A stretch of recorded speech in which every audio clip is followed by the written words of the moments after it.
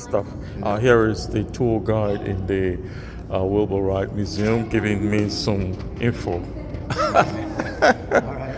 Well, the first thing that they did is they studied birds, both reading books and also through their own observations. And they noticed a couple different things, that how the wings were shaped, and also how the feathers at the end of the wings were used to help turn the airplane, turn the birds. Okay. So when they first started with their gliders, they actually were using the design data of a German pilot, Otto Lilienthal. Okay. He was a glider pilot, and actually this is what got Wilbur started, because he read in the newspaper about the death of Otto Lilienthal in a glider crash. So Wilbur's sitting there and says, you know what, I'm going to take on this challenge of flight. So that's when he started studying the birds and so forth.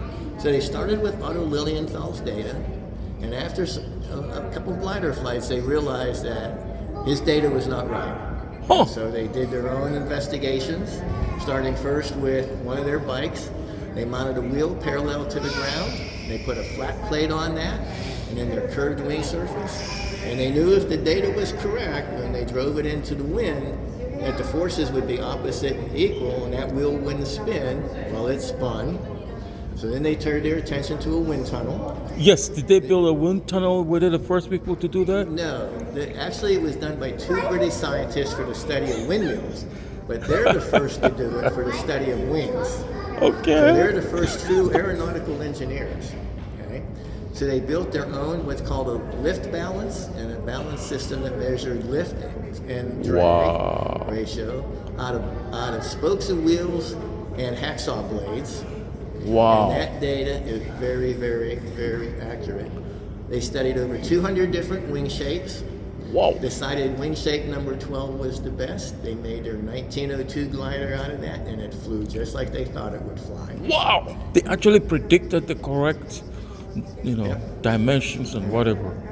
And then in this whole process, they were changing the equations of motion for lift and drag. How did they teach themselves? Because I don't think Wilbur was an aeronautical engineer. What did he go to school to study? And neither one of them officially graduated from high school, let alone never took a college course in their life. Really? I thought Wilbur went to college and He was supposed to go to college, but he was playing in a hockey game. Yes. And he got his front teeth busted out. That's why I remember that. By a guy who actually ended up killing, they suspect 9 people, and he was put to death for that. Oh my God. So he was a bad guy. So was that in high school?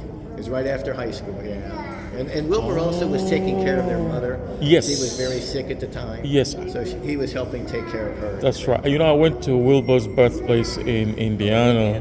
That's where I saw that part, that they were reading a lot while taking care of their mother. His mother, and the father was a reverend minister. He was a bishop in the church. Bishop? Yeah. So he never worked. Nobody in the family ever worked on a Sunday. So they always said it was a day of family. It was a day of devotion. So he never worked on a Sunday. And they learned their morals from their father. But their mother's father, he owned a wagon and carriage factory. So their mother was allowed to learn how to use all the machinery and make things. The mother? She passed that yes. on to Wilbur and Orville. Yeah, she was very creative. Yeah. I would say the fact that their father was a bishop, which means a man of God, and they being the first people to fly, maybe it was an act of God. Well, it could be. Yeah. It's quite interesting, because even if you look at this gentleman, the guy who invented the alternating Tesla. His father too was a reverend or bishop, and he came up with the alternating and the hydroelectric power dam, which is supposed to drive the world now. So, it looks like they got out a hand in that. Something there, maybe. But may I know your name, please? Because I will tell you who I am. I think your name is over there, right? Oh, Gary Hellmann. Okay. Just like the mayonnaise. No relation. Yeah.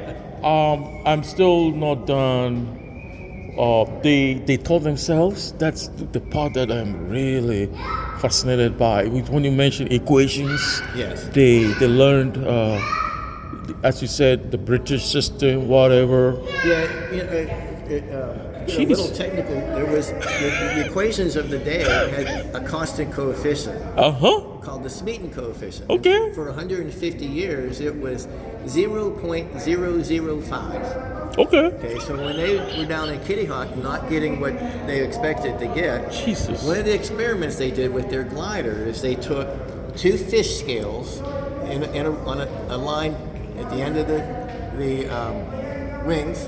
They knew what it weighed, they knew the wind speed, they could measure the angle, and through that they backed out the Smeaton coefficient. Oh my God. What it should have been was 0.0033. Instead of? 0.005. Oh, that's So, a really small If difference. you did the same thing today with modern technology, it would be something like 0.00329 something. That's what? So they were really on the money with just fish scales, an inclinometer, and they knew the weight, and that was it. And they knew the airspeed. I didn't know they were so technical. I thought they just used some kind of intuition and try and error and whatever. Well, trial and error was a big part of everything, but like I said, they read everything they could find. Yeah, that's what They did a lot of studying. I would say something about the British, which I found really funny. They said the British had solved all the theories of flying on paper, but they couldn't fly. Well, nobody understood the concept of control. They knew they needed power, need thrust, and they knew they needed lift. But how do you control it? And Wilbur and Orville, being bicycle makers, they knew that just by a little bit of control movement on the handlebars or your weight, you can very easily control a bicycle, right? Yes. And so they knew that, and that's what they did here. Yeah, the two came together: the bicycle skills, manufacturing, and the reading, and of course. Yeah. How much did the fact that there were two brothers who really understood each other very well play in this? Well, it's interesting you asked the question. Wilbur, because of his accident, taking care of his mother, he really is the driving force behind what they were doing. Okay. For 3 years, he was going to Kitty Hawk by himself. He was doing the testing down there, and it wasn't until later when Orville really got involved. So it's like Wilbur was the thinker, and Orville was kind of like the doer, more like the mechanic kind of a person, helping put it all together and doing things. But it was Wilbur's thinking and his approach to the design that really made it work. And you were saying that he decided to take on this project after the German guy crashed. Otto Lilienthal. Was he interested in flight earlier on? No. Well, I shouldn't say that.